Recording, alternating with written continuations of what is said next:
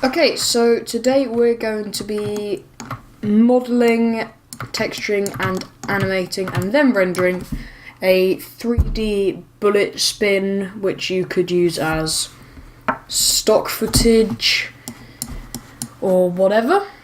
But anyway, let's get straight into it. I actually have a model of a bullet. Don't know what gun it's from. So there is the model of my bullet. But I'm going to be going off what that looks like since it's right next to me. So to start off with, it's got it's a cylinder, so I'm just going to drag that up. That looks quite good. We need to thin it a bit and make it a bit taller, like so. Okay, that looks quite good. Then I'm going to go into input and I'm going to add some subdivisions. We don't really need 20, we'll just add 10. So now we can edit this. So if we just go into, if we hold right click and we go into vertex mode, I'm thinking probably that much. Just check we've got everything. Nope, we didn't get. Oh, for God's sake. There we go. That looks like we've got everything. So I'm going to go into scale, and all I want to do is widen that slightly. And actually, I'm thinking we probably want to actually go from this row because that's looking a bit too bulky. That looks okay. Then for the tip, I probably want to add a cone. It's a bit too big. On my model, there's a tiny bit of a lip, so we probably want to try and get that. So just a tiny little slip where there is just nothing, so that looks pretty good. That's actually looking pretty good so far. And then at the very bottom there's a sort of plate, something that's probably another cylinder, scaled down to be really thin. I'll just do that, move it up. And actually that looks pretty good, but I think it probably just needs to be scaled on the y-axis just a tiny bit more. See, how about that? No, that's a bit too much. 0.05. That looks quite good. So if we just move that up slightly so we're not getting anything coming out the bottom, then it looks like we've got a pretty convincing bullet model. So this is gonna be my main bit, so we'll just call this bullet center, I guess. This is bullet tip, and this is bullet bottom. Okay. Then I'm going to go into Windows and I'm going to click Outliner, and then we've got bullet center, bullet tip and bullet bottom. So bullet center is going to be where it spins from. So I'm going to middle click on bullet tip and put it onto middle center and middle bullet bottom. So now they're both parented, so we can close that, and you can see when we select that, it selects all of them, and that means we can just animate it easily, like so. But now I think we need to do some texturing of this, so I'm going to open up Hypershade.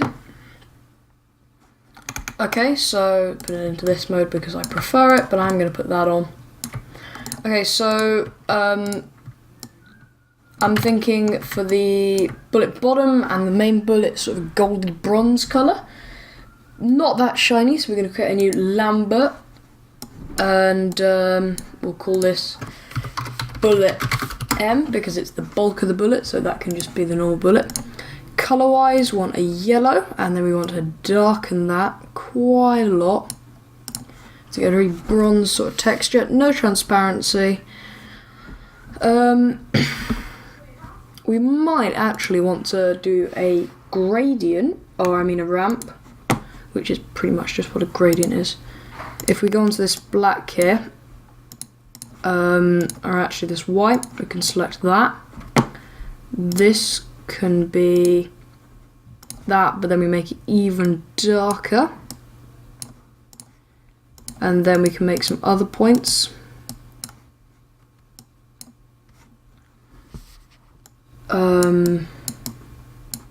There.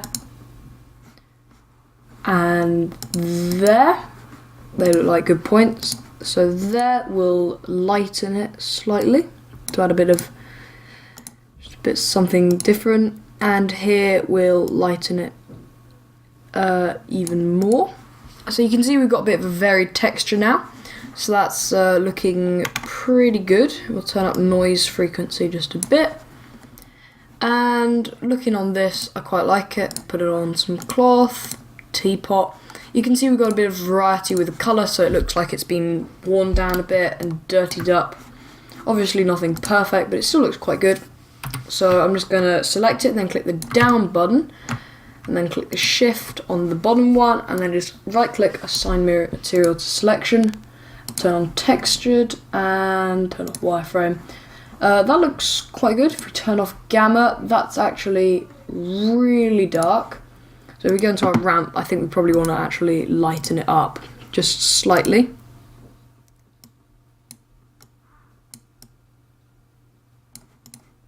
Whoops. Here, a bit more. There we go. Getting a really gold sort of colour.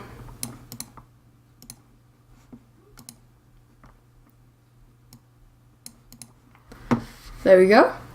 That looks a bit better with the gamma turned off, and we can put some lights maybe in the scene. Oh, that doesn't look very good. Right, okay, now we need to do the tip, so I'm going to clear my workspace, create a new Lambert, call this bullet top M for material.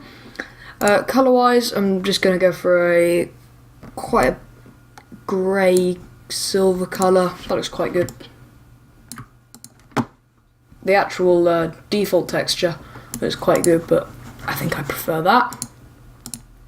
Let's close Hypershade down, put textured on.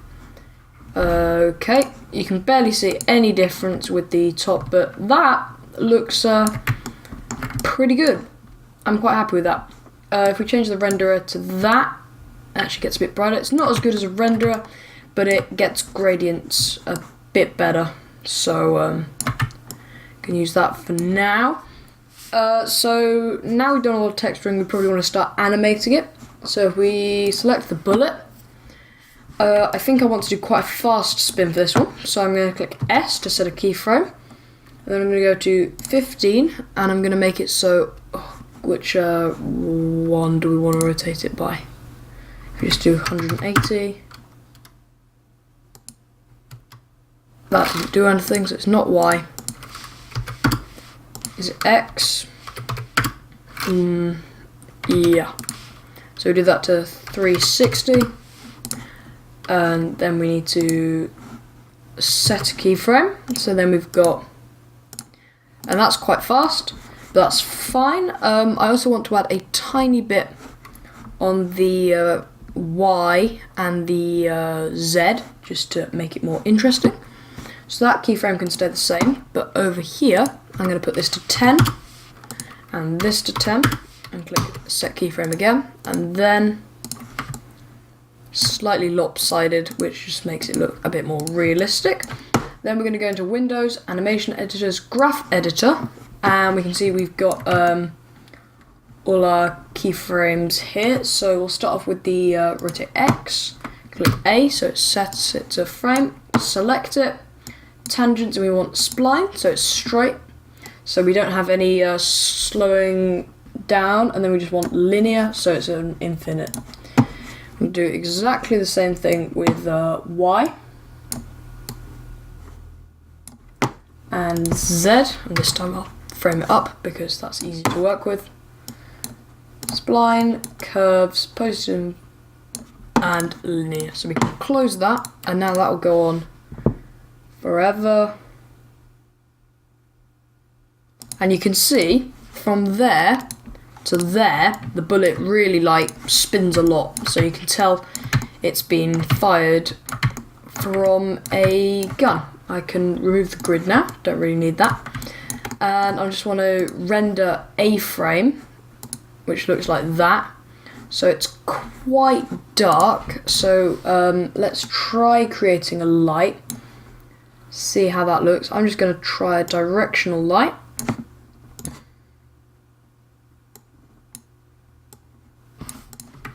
Okay, that looks like it's pointing at the bullet. We'll activate lights.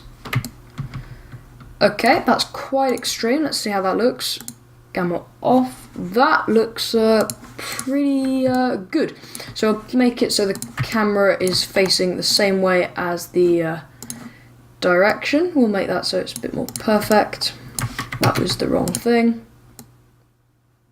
So the light's a bit more perfect. But you can see on the other side it's completely black, but we're not seeing any of that, so we don't really need to worry about that. And that'll create some shadows for us, so it'll just look a bit better. Now we're going to create a camera. I'm just going to go with the normal camera because we don't need to worry about aiming it since we're using this as stock footage. Then we want the camera to remain still, but you could use this and create like a cool camera spinning around the bullet while it's spinning, which I'm not going to do. So I'm just going to create a camera. I'm going to rotate it, but I'm actually then going to use this to do it perfectly because it needs to be perfect basically. Okay, we'll do that. That looks around center. So then we'll go into our different views. Front view isn't that important, so I'll just turn it to the camera. Turn on texturing, lights, and that should be good. So now we can see the camera is way too close, so we'll move it out to there. Turn off the grid.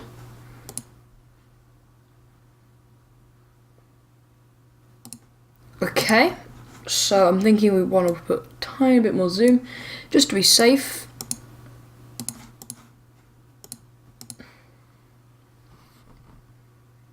And that is looking pretty good for a bullet spin. So now all we need to do is render it out. So we're going to go into render settings.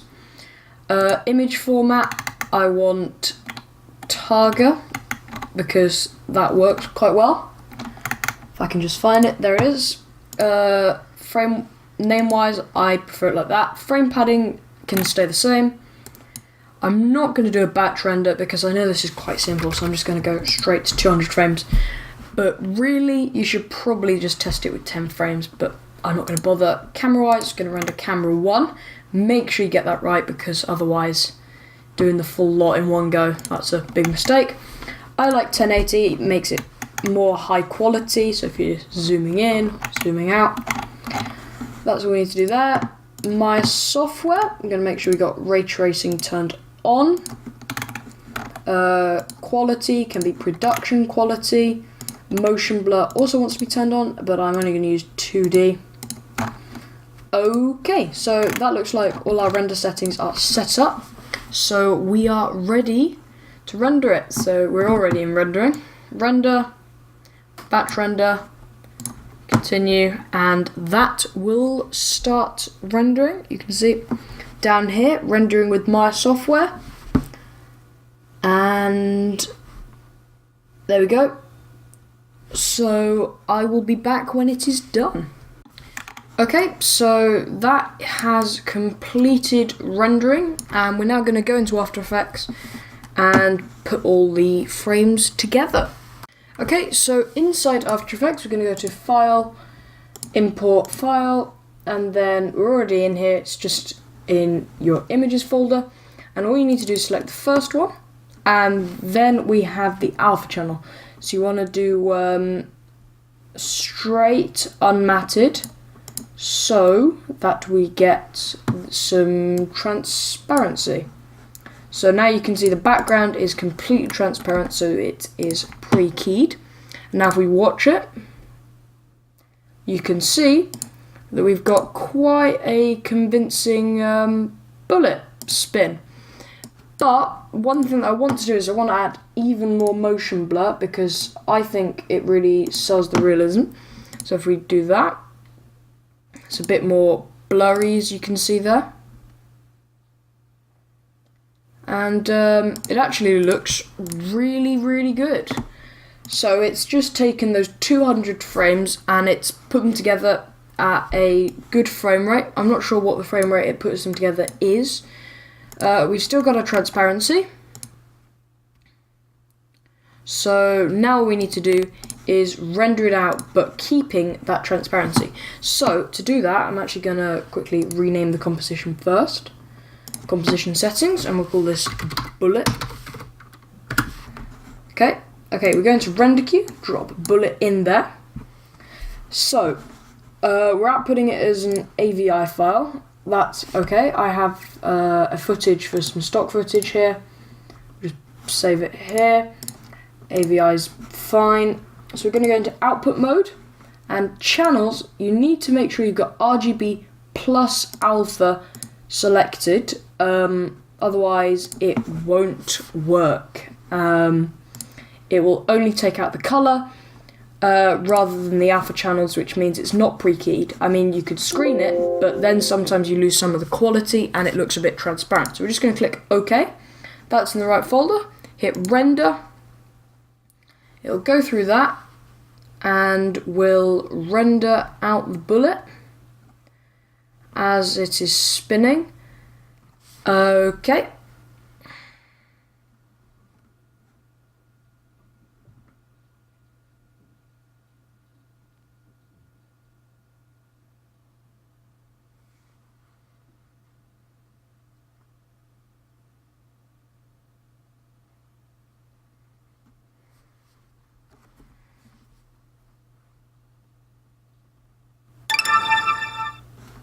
Okay, so now we've rendered it out and we have our bullet clip, and it looks pretty good.